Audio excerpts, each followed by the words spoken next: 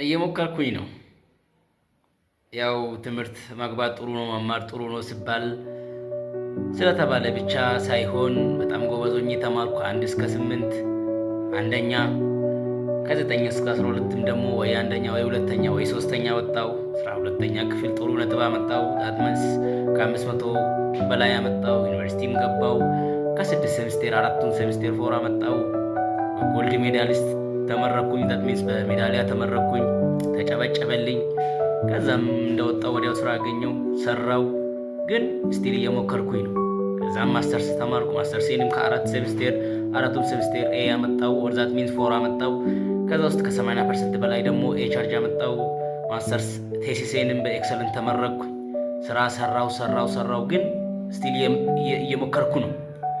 ሁሉም ሰው እየሞከረ ነው። አክቹአሊ ሁሉም ሰው አልቦዘንም፣ እየሞከረ ነው። አሁን ደግሞ ቲክቶከር እንዲሁም ዩቲዩበር ለመሆን እየሞከርኩኝ ነው።